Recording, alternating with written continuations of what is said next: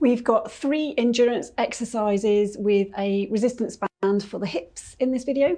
Endurance is where the muscles continue to work for a long time, and typically these muscles are the smaller ones surrounding a joint, giving a little bit of stability. If these small muscles can't stay switched on for a long time, what the body will do is start recruiting other muscles. It may then lead to a little bit of an imbalance, muscle imbalance, and could potentially lead to aches and pains. If you're able to focus on some endurance exercises, you'll be able to switch these smaller muscles on, and they should be able to stay switched on for a long time and give you that stability. We'll make suggestions on repetitions.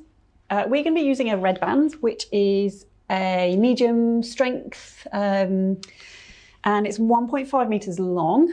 And we've also just tied a loop in the end of it, which just helps with the exercises that we're gonna be describing. At the end of the video, we'll go through how long to do the exercises for, and talk a little bit about what to do if you find the repetitions isn't quite enough or the strength of the band isn't quite enough for you. My name's Claire, I'm a physiotherapist from PhysioFit Health. Subscribe to our YouTube channel and you'll keep updated on when we release our videos. For these hip exercises, you do want your band that's 1.5 meters long. I've tied it at the end, double knot just so it's nice and secure. And that little loop is going to go around my right foot. So I'm going to be working my right leg. The band will come in between the knees, and you're going to hold it firmly under your left hand. Your hips are over your knees, your shoulders are over your hands, just to get yourself in the right position with the back. You can arch your back all the way up to the ceiling, chin comes to your chest, and then you're going to arch in the opposite direction and you're going to look straight ahead, and then you're going to find that halfway point in between the two, tensing the tummy muscles and putting an imaginary tray of drinks on that back. And just watch head position when you're in 4-point kneeling. There's a tendency for these heads to come down, so you just want chin to be tucked in, that head is up, and you've got a nice long line with the neck going into the back. So you're all set up. Your first one is where you are sliding that right leg out and you are straightening it up. So you're aiming for that leg to be parallel with the floor, and then you're slowly returning and bringing that knee back underneath you. Breathing out, you are going to straighten and raise the leg, and breathing in, you are returning it to your start position. You want your 3 lots of 20 repetitions. You have to do many. And one thing to watch out when you raise that right leg is just checking if you're shifting the weight over onto your left side or not. You actually want your body to stay perfectly still, and it's just the movement from your right leg. The second of your hip exercises, you're staying in your 4-point kneeling position. Your start position is with that right leg out and behind you and raised. Your knee and your toes are pointing down to the floor. You're breathing out as you slide that leg out to the side, and then you slide it back to your start position.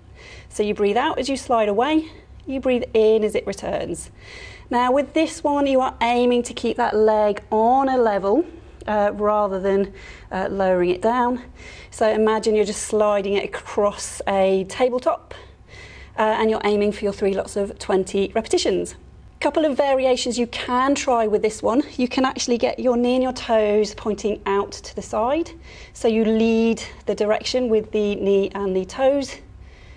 And your other way is rotating knee and toes now point to the left, so you lead out with your heel. What these rotations do, it just rotates at the hips, so you're just working slightly different hip muscles with them.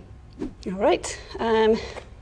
Your third exercise is starting with that leg out nice and straight behind you. You're going to put an imaginary pencil on your heel, and you can start circles. So you want to make the circles lovely and small. You're breathing in for a count of 2, 3, 4 or 5 circles, just depending on how fast you are rotating around. And this one I'd suggest actually a time-based rather than repetitions. So aim for about 20 seconds or so in one direction, and then you're going to change directions and you're going to aim for your 20 seconds in the other direction. So now you've got 3 great endurance exercises with a resistance band for the hips. Perhaps you want to try one or maybe all of them. I think it's useful to actually work on the one side, link all 3 together, just so you really focus on all of the exercises and focus on that one side before going over onto the other side. That's just my preference. When you're wanting to focus on endurance, you actually want a lighter band and you need to do quite a lot of repetitions. These exercises may feel like you're not doing very much, but it's still worthwhile keeping with the lighter band and perhaps increasing the number of repetitions if you're feeling that what we've suggested isn't quite enough.